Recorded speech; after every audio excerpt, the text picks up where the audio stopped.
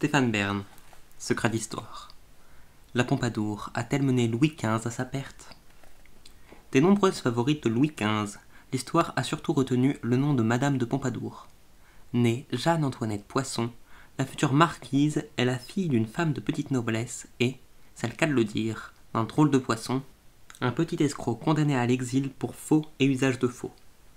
La mère de Jeanne-Antoinette, ruinée par les frasques de son mari, prend pour amant un très riche fermier général, Monsieur le Normand de Tournehem, providentiel. Car il remarque vite les dispositions de la fille de sa maîtresse. Il la sort du couvent et veille à ce qu'elle reçoive une éducation de grande qualité.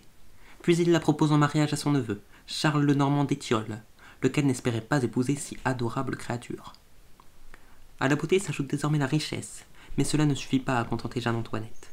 Depuis sa plus tendre enfance, elle a entendu sa mère lui dire qu'elle était un morceau de roi, et aussi ce qui résonne comme un conseil prémonitoire. Si je devais tromper mon mari, ce ne serait qu'avec le roi.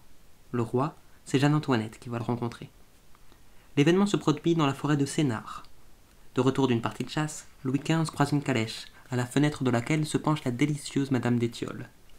Cette rencontre fut-elle le fait du hasard, ou un doux piège ourdi par la mère de Jeanne-Antoinette au fait des déplacements du roi? En 1745, Louis XV est à un tournant de sa vie. 20 ans plus tôt, à 15 ans, il s'est marié à Marie Lesinska, de 7 ans son aînée, et fille du roi détrôné de Pologne, Stanislas Ier. Malgré l'écart d'âge, Louis vécut d'abord des années heureuses aux côtés de cette femme au physique pas très avenant, mais qui lui est sincèrement dévouée, au point de supporter avec abnégation des grossesses à répétition. Mais en 1734, la reine se plaint à son père des infidélités du roi. Louis tombe successivement amoureux de 4 des 5 sœurs de Mailly, les filles du marquis de Nesle.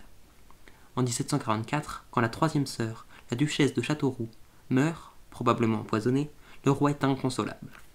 La quatrième sœur, Adélaïde, tente en vain de sortir le roi de la neurasthénie qui l'accable. Mais Louis demeure inconsolable. D'une nature inquiète, Louis XV est un grand dépressif. Cette mélancolie remonte à son enfance, quand il a vu disparaître tous les membres de sa famille. Mais la future marquise de Pompadour surgit dans la vie de Louis. Entre cette beauté de 23 ans et le roi qui en a 34, se noue une liaison passionnée. Tout d'abord clandestin, cet amour va rapidement se révéler aux yeux de tous. La cour bruise de rumeurs. On épie les retours du carrosse royal au petit matin. Cela jusqu'à un événement resté célèbre, le bal des Ifs. Ainsi nommé car le roi avait décidé de se déguiser en nymphe, ainsi que 7 gentilshommes de sa suite. Quand un des arbres s'éclipsa avec Madame d'Étiole, on comprit qu'il s'agissait du roi, et que la jeune femme était bien la nouvelle favorite. La nouvelle fit scandale.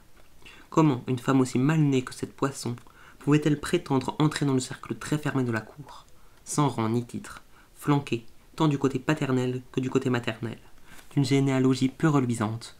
La nouvelle élue ne pouvait qu'être rejetée par ces aristocrates qui méprisaient tout ce qu'elle pouvait incarner.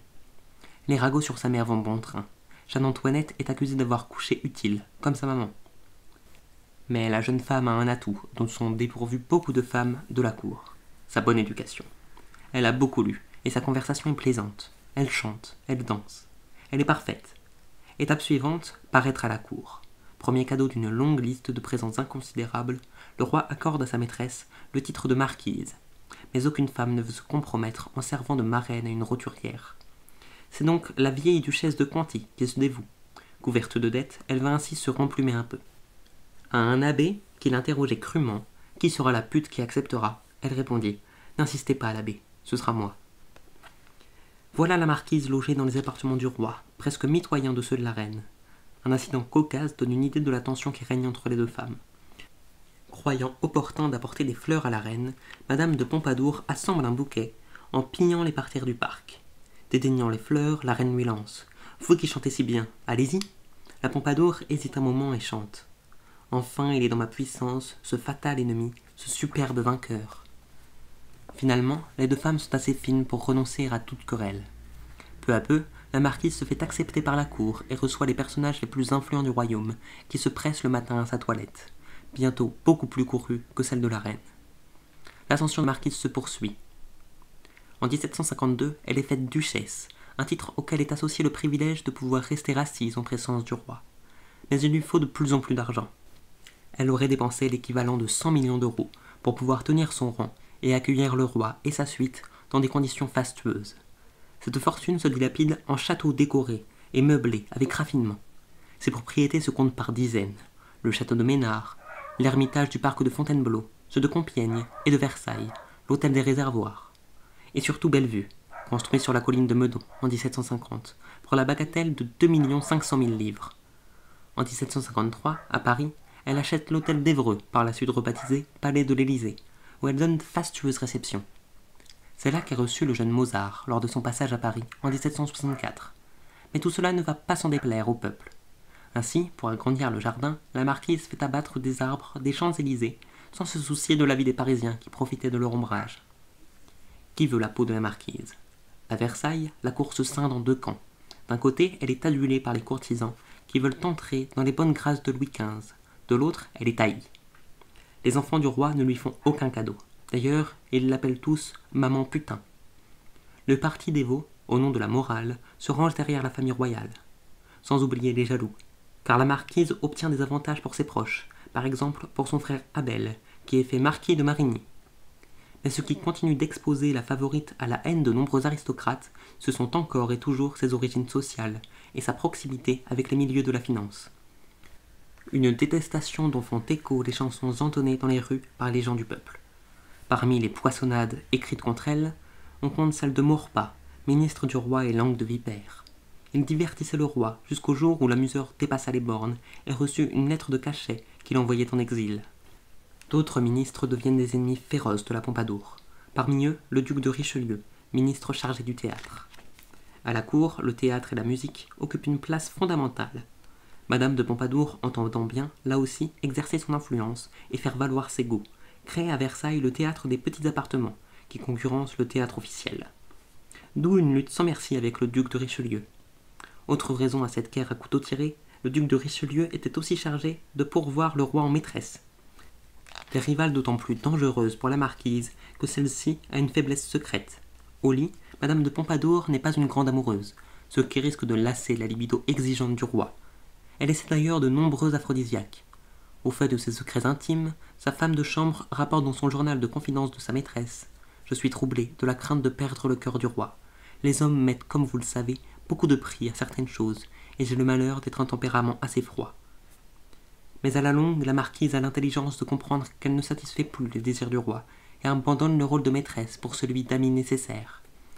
Craignant de se voir supplantée par d'autres jeunes femmes, elle organise les plaisirs du roi, non seulement le théâtre, la musique et les soupers, mais aussi la bagatelle. Elle recrute des jouvencelles qui ne risquent pas, à cause de leur jeune âge, de devenir des favorites en titre. Ce système dit du parc aux cerfs, du nom du domaine versaillais qui abritait les amours du roi, finira par faire scandale. La relation du couple franchit une nouvelle étape. L'escalier reliant les appartements de la marquise à ceux du roi est muré. La marquise commande à son sculpteur favori, Falconet, d'exécuter pour le roi une statue de l'amitié, qui symboliserait le pacte qui les lie désormais. Si elle a pu résister à toutes les tentatives de ses ennemis pour l'éloigner du roi, c'est parce que Louis XV lui doit de ne pas être retombé dans la mélancolie qui l'avait tant accablé. Dans ce combat permanent pour rester au premier plan, joua-t-elle la comédie ou fut-elle sincère? Si elle avait agi autrement, la férocité des courtisans l'aurait réduite à néant. Quant au roi, de quelle façon continua-t-il à l'aimer? Après 1750, on commence à dire, de Madame de Pompadour, qu'elle fait figure de plus joli Premier ministre de Louis XV. Effectivement, elle va exercer un rôle très important, tant sur le plan politique qu'artistique. La marquise déménage du premier étage, celui du roi et de la reine, et s'installe au rez-de-chaussée. Elle y reçoit les ministres, elle y joue aussi de la musique, et fait du théâtre pour des amis choisis. Louis XV descend souvent de son étage. Son amie est une conseillère d'autant plus précieuse qu'elle connaît un grand nombre d'artistes. En fréquentant les salons littéraires parisiens, elle a côtoyé les plus beaux esprits de son temps, dont les philosophes des Lumières qu'elle introduit à la cour. Et grâce à son médecin, le docteur Quesnay, elle fait la connaissance de Montesquieu, mais c'est surtout avec Voltaire qu'elle se lie d'amitié. L'écrivain admire cette femme à qui il trouve du goût et une intelligence subtile. Sensible à cet intérêt qu'il lui porte, la marquise reste prudente. Les idées des philosophes ne sont pas en odeur de sainteté à Versailles. Voltaire va d'ailleurs connaître l'exil. L'Esprit des lois, de Montesquieu, sera jugé comme étant un ouvrage litigieux, mais c'est la publication de l'encyclopédie qui met le feu aux poudres. Ces auteurs y esquissent les premières critiques du pouvoir monarchique. Par ordre du roi, le livre est saisi et ses auteurs, dont Diderot, sont inquiétés. Un des mérites de Madame de Pompadour a été de faire entrer un peu de l'air du temps et des idées nouvelles dans l'entourage de Louis XV. Parmi les hommes qu'elle fréquente, partisans d'une monarchie à l'anglaise, se distingue un libéral, Choiseul, qui va se retrouver aux affaires étrangères.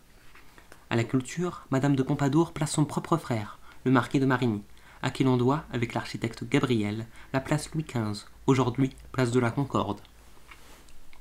Par choix et par goût, la marquise est aussi à l'origine d'une institution promise à une extraordinaire réussite. La manufacture de porcelaine de Sèvres. Fabriquée à Sèvres est un gage de bon goût et de beauté. La marquise de Pompadour a compris que détenir le secret de la fabrication de la porcelaine était essentiel pour le prestige d'une grande nation aux yeux des autres puissances. Cette nouvelle manufacture royale se situe à mi-chemin entre Paris, Versailles et le château de Bellevue. De toutes les résidences de la marquise de Pompadour, Bellevue est assurément un lieu de pouvoir. C'est là qu'elle négocie, en secret, un traité avec l'Autriche contre la Prusse et l'Angleterre, sans que le roi ne vienne à ce rendez-vous. Madame de Pompadour devient alors, avec son fidèle conseiller, l'abbé de Berny, l'émissaire d'une diplomatie parallèle avec Vienne. Mais quand la France se retrouve entraînée par l'Autriche dans la guerre de 7 ans, tout le monde se retourne contre Madame de Pompadour. Reproche lui est fait d'avoir conduit Louis XV à se lancer dans une guerre hasardeuse, à l'issue de laquelle est signé un des traités les plus désavantageux de toute l'histoire de France. Voici le temps où le roi va devenir aux yeux du peuple le mal-aimé. Hors de Versailles se manifeste une opposition de plus en plus vive, celle du clergé, mais aussi celle des parlements qui, dans les provinces, sont résolus à disputer au pouvoir royal son caractère absolutiste. La situation politique de la France se dégrade progressivement. À Paris, le peuple mêle sa voix à cette fronde qui agite le pays. Un événement étrange met le feu aux poudres. En mai 1750, Berryer, lieutenant général de police de la capitale, un homme du clan de la Pompadour, aurait diligenté une opération de police qui va secouer l'opinion. Berryer aurait payé des hommes de police, déguisés, pour rafler des enfants dans Paris. La rumeur enfle rapidement. La marquise de Pompadour aurait conseillé au roi de se régénérer en buvant le sang frais de jeunes enfants. Une émeute, surprenante par son ampleur, gagne rapidement toute la ville. Des parents révoltés se rassemblent pour tenter de retrouver des enfants qui seraient emprisonnés à la Bastille. Selon une autre rumeur, ces enfants seraient envoyés en Louisiane, colonie qu'on cherche alors à peupler. Des barricades sont dressées au carrefour stratégique de la capitale. Sur le pont Marie, les affrontements font plusieurs morts. Ces journées d'émeutes et la répression féroce qui s'ensuit entaillent sérieusement la popularité de Louis XV. Mais en janvier 1757, c'est à sa personne physique que l'on porte atteinte. Un homme se jette sur lui et le poignarde. La blessure est sans gravité, mais cette tentative de régicide resserre les rangs de dévots qui se précipitent au chevet du roi. Ils réussissent à éloigner Madame de Pompadour, qui reçoit l'ordre de faire ses bagages et de se retirer. Sur les conseils de son frère, Madame de Pompadour reste dans ses appartements, où elle passe des semaines dans la plus grande angoisse. Mais un matin, elle a l'heureuse surprise de voir arriver le roi. Encore en bonnet de nuit, il la prend dans ses bras et l'étreint longuement. Encore une fois, Madame de Pompadour a sauvé sa peau. L'attentat commis contre Louis XV marque un tournant tragique dans son règne. Le 28 mars 1757, en place de Grève, la sentence de mort prise contre le régicide, un dénommé Damien, est exécutée dans des conditions atroces. Un supplice de plus de 2 heures qui s'achève par l'écartèlement du malheureux. Alors que des femmes du grand monde se pâment, la foule gronde. La marquise de Pompadour ignore-t-elle la montée de ses périls?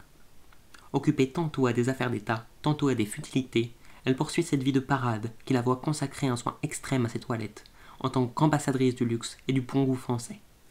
Mais ces tenues somptueuses s'assagissent car Madame de Pompadour s'emploie maintenant à donner d'elle un tout autre visage en se tournant vers la religion. À la cour, certains médisants rappellent qu'elle est excellente comédienne et considèrent ce revirement comme sa dernière mise en scène. Pourtant, la marquise souffre déjà de cette affection pulmonaire qui l'emportera dans sa 43e année et la mort de sa fille unique. Alexandrine, âgée de 10 ans, a entamé définitivement sa joie de vivre. Mais la marquise doit assumer sa part de responsabilité dans un nouveau scandale et s'expliquer sur son rôle dans l'organisation du système organisé au parc aux cerfs. Le jeune âge de Louise O'Murphy, dite Morphise, l'une des plus célèbres petites maîtresses royales, ne fera que renforcer la vision de débauche attachée au règne de Louis XV. La Pompadour apparaît comme une femme sans éthique ni morale, guidée seulement par son appétit de pouvoir et sa soif de richesse, comme celle, en outre, qui a plongé le roi dans un bourbier d'immoralité. La marquise fut-elle un pion dans les mains de son royal amant, ou, à l'inverse, fut-elle une femme des Lumières, visionnaire à sa façon, qui ne sut pas, hélas, pousser le roi vers une monarchie plus moderne. Louis XV ne sut pas évoluer, et c'est peut-être là son erreur politique majeure, une erreur qui engage sa responsabilité dans les prémices bouillonnantes de ce qui va inéluctablement conduire la France à la Révolution de 1789.